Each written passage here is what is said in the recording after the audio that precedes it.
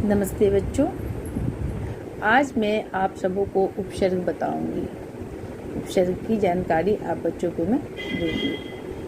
उपसर्ग क्या है? उपसर्ग भी एक अव्यय ही होता है जो शब्द के पूर्व लगकर। उपसर्ग वो होते हैं जो शब्द के पूर्व लग के उसके अर्थ को बदल देते हैं, वो उपसर्ग कहलाते हैं।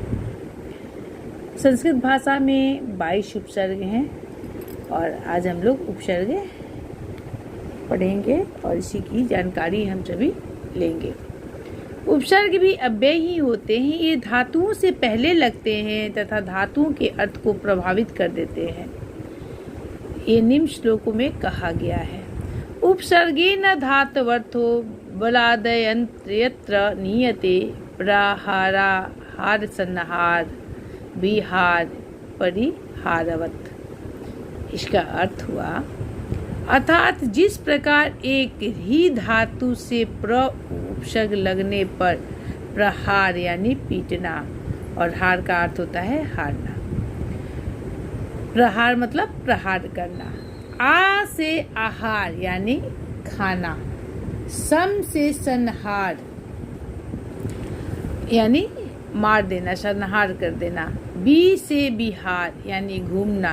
परि से परिहार यानी त्यागना आदि अनेक अर्थ हो जाते हैं। यानी जैसे गच्छति मिस जाता है और अगच्छति लगा देंगे तो होता है आता है। इस तरह के हमारे उपसर्ग बनते हैं। उसी प्रकार अन्य धातुओं में भी इसका प्रयोग देखा जा सकता है। इसके साथ अनेक धातुओं में भी प्रयोग देखा जा सकता है।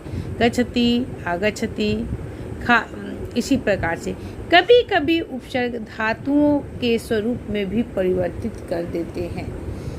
कभी कभी उपसर्ग का प्रभाव ऐसा होता है कि ये धातु के रूप को भी परिवर्तित कर देते हैं। जैसे परस्मैपदी धातु के साथ की बात मैं कह रही हूँ। जी परस्मैपदी धातु है, किंतु बी या परा उपसर्ग लगने पर वह आत्मनेपदी हो जाती है। मैं फिर एक बार रिपीट करती हूँ। जी परस्मैपदी धातु है, किंतु बी या परा ये दोनों उपसर्ग हैं। बी और परा ये दोनों उपसर्ग हैं।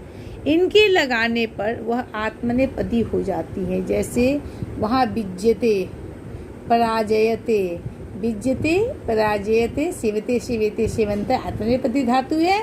उसी प्रकार से बी और परा उपसर्ग लगने पर जय धातु है वह आत्मनेपदी बन जाती है। इसी प्रकार रम धातु आत्मनेपदी है, किंतु बी या आ उपसर्ग लगने पर यह परस्मैपदी हो जाती है। यानी शब्दों में तो उपसर्ग से परिवर्तन होता ही होता है, लेकिन धातु के साथ भी लगने पर जो परस्मैपदी है वह आत्मनेपदी हो जाती है और जो आत्मनेपदी है वह धातु परस्मैपदी हो जाती है। मैं फिर एक बार आपको बताती, किंतु बी या आ उपसर्ग लगने पर परस्मैपदी हो जाती है। जैसे बीरमति, आरमति आदि। कत्वा प्रत्यय के प्रयोग में भी यही धातु के पूर्व उपसर्ग होता है, तो वह कत्वा की जगह लेप प्रत्यय लग जाता है, जिसमें लेप में ल और प का लोप हो जाता है, यह शेष बन जाता है। कत्वा की परिभाषा है कर या कर के अर्थ में धातु के साथ कत्वा प्रत्यय लगाया जाता है। लेप में है कि यदि धातु के पूर्व कोई उपसर्ग आ जाए तो कत्वा की जगह हम लेप करते हैं। लेप में ल और प का लोप होता है, यह जो है यही शेष बच जाता है। जैसे आ जोड़ गम जोड़ लेप आगत्य या आगम्य हो जाएगा।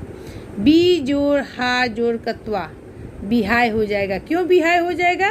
क्योंकि यहाँ पर उपसर्ग आ गया है, इसलिए कत्वा की जगह हम लेप प्रत्यय लगा देंगे, बिहाय हो जाएगा।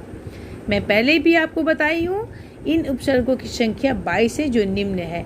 परा, अप, शम, अनु, औ, निश्चय, नीर, दूसरे, दूर, वी, आंग, आंग यानी आ, नी, अधि, अपि, अति, सु, उते, अभि, प्रति, परि, उप 22 उपसर्ग हुए। इन 22 उपसर्ग से दो दो वर्ड बने हुए, जैसे प से प्रसरति, प्रभवति। उसी प्रकार अपहरति, अपकरोति, शम से संदिश्यति, शम गच्छते, अनु से अनुभवती, अनुसरती, अव से अवतरती, अवरोहती। ये 22 उपसर्ग से दो उदाहरण सबके दिए गए हैं। दूसरा है कि उपसर्गों से न केवल क्रियाओं अपितु शब्दों की भी रचना होती है। कैसे? जैसे प्र से प्रभवती हुआ था तो प्र से प्रचार भी हो सकता है, प्र से प्रसिद्धति होता है तो प्र से प्रसार भी हो सकता है, एक शब्द रचना भी हो गई।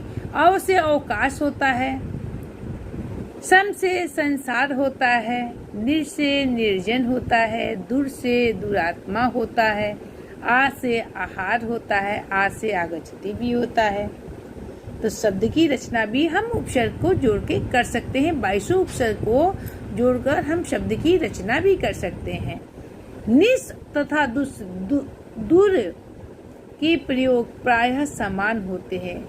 नीर तथा दूर के प्रयोग प्रायः समान होते हैं। अपि का प्रयोग स्वतंत्र अव्यय के रूप में भी किया जा सकता है। तो सु से सुपुत्र हो गया, उत से उत्तम हो गया, प्रति से प्रतिकार हो गया, ये शब्द बन गए। और यहाँ पे हम लोगों ने परि से परिचरति, परिवर्तते, उप से उपदिशति, उपतिष्ठते शब्दों की रचना भी कर सकते हैं उपसर्ग से। उपसर्ग से क्रिया भी बना सकते हैं और उपसर्ग और प्रत्यय को हम लोग पृथक भी कर सकते हैं। धन्यवाद।